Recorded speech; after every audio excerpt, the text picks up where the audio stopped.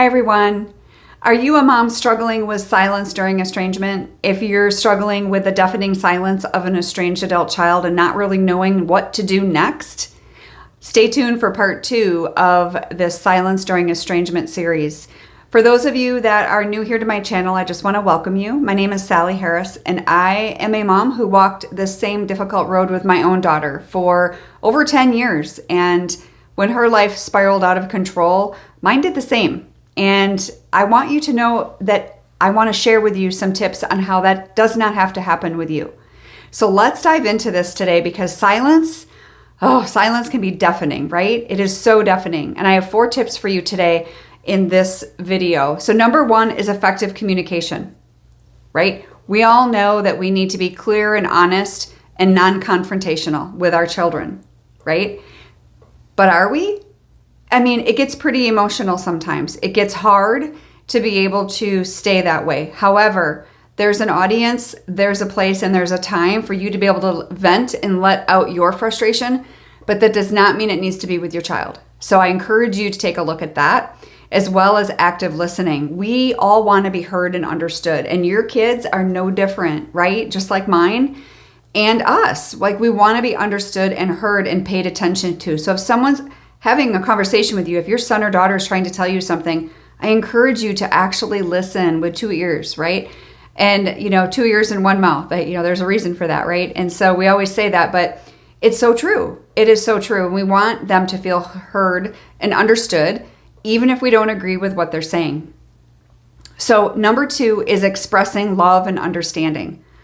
Well, if you are in a situation where your child is pretty much silenced, I want you to think about maybe there is some opportunity to share some heartfelt messages to them. Not guilt trips, but heartfelt messages, just unconditional love. Like, I'm sorry you're going through this hard time. I'm here for you.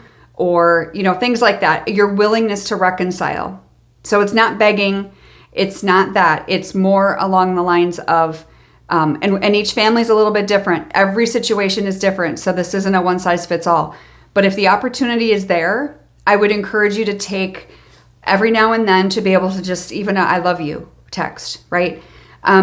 Because we want to also avoid accusations. So writing, expressing our love, we want to make sure that we are avoiding accusations with them, including blame.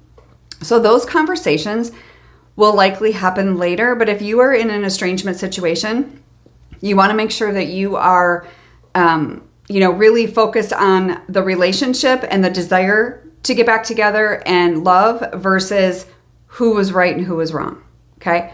So I want you to think about that. And also, for those of you that I've never chatted with before, there's a discovery call link below, and that's a consultation for when you're ready. And maybe it's not now, and that's okay. You just keep the link.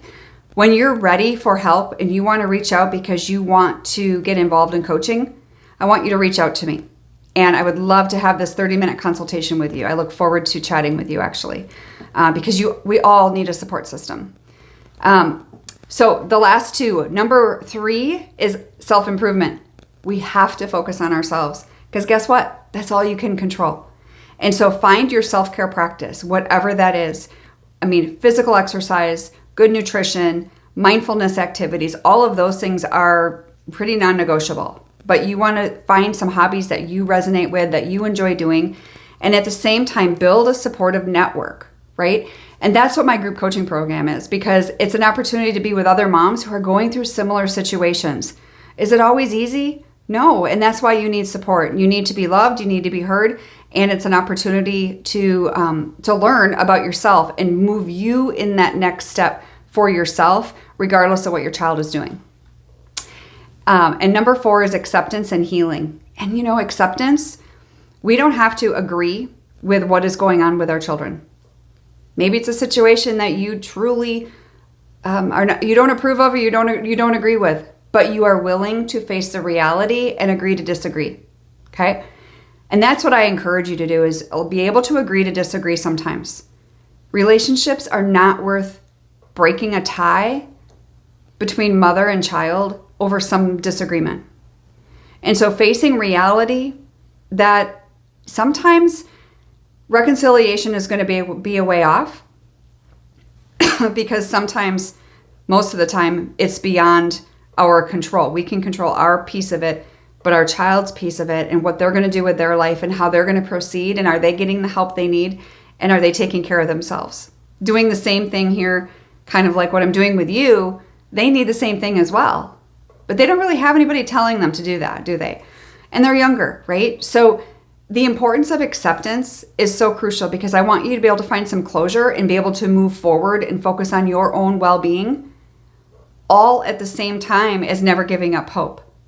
And that's why you need a supportive community, because it's non-negotiable. If it's not my community, then you need to go find another one, because you should not be doing this alone. You can't do life alone.